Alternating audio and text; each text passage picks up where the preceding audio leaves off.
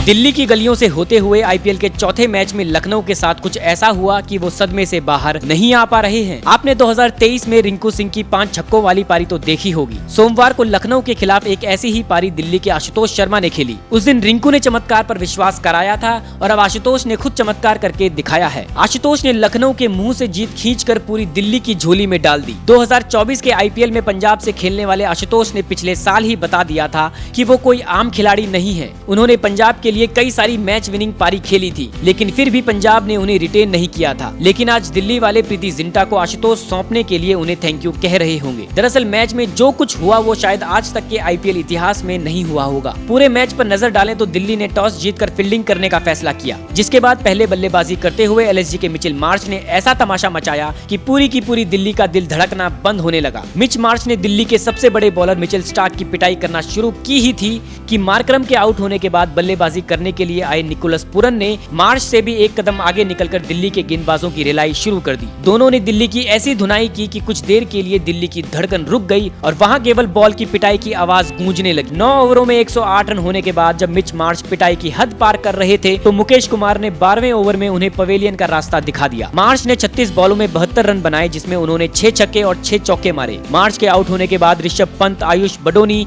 शार्दुल ठाकुर और मिलर कुछ खास नहीं कर पाए। मिलर ने आखिरी ओवर में लगातार 2 छक्के मारकर भले ही 19 बॉलों में 27 रन बनाए, लेकिन वो भी हिटिंग में देरी कर गए। हालांकि निकोलस पूरन ने लखनऊ को अपनी विस्फोटक पारी से जरूर एक अच्छे टोटल तक ले जाया, लेकिन दिल्ली ने लखनऊ के मिडिल ऑर्डर को जल्दी चलता कर स्कोर पर कुछ ब्रेक जरूर लगाया। पूरन ने 30 बॉलों में 75 रनों की पारी खेली, 7 छक्के और 6 चौके मारे। वहीं कुलदीप यादव ने 1 ओवर में 2 विकेट लिए, तो वहीं पिटाई के बावजूद आखिरी 2 ओवरों में मिचेल स्टार्क ने लखनऊ के किल्ले उखाड़ दिए और 3 विकेट अपने नाम किए। पूरन और मार्च की कुटाई की बदौलत लखनऊ ने दिल्ली के सामने 210 रनों का लक्ष्य रखा। लक्ष्य का पीछा करने के लिए उतरी दिल्ली के लिए स्कोर कठिन लग रहा था और ऊपर से पहले ही ओवर में शार्दुल ठाकुर ने 2 विकेट लेकर दिल्ली की जीत को असंभव सा बना दिया। उसके बाद दिल्ली का दिवाला तब निकला जब महज 6 ओवरों में ही उसकी आधी टीम पवेलियन में थी। 6 ओवर के बाद दिल्ली का स्कोर था 65 रन पर 5 विकेट। फाफ डु प्लेसिस, अक्षर पटेल, जैक फ्रेजर और अभिषेक पोरेल जैसे बल्लेबाज आउट हो गए थे और अब बल्लेबाजी के लिए कोई भी बड़ा नाम नहीं बचा था। 99% लोग कह रहे थे कि दिल्ली की हार अब केवल औपचारिकता है,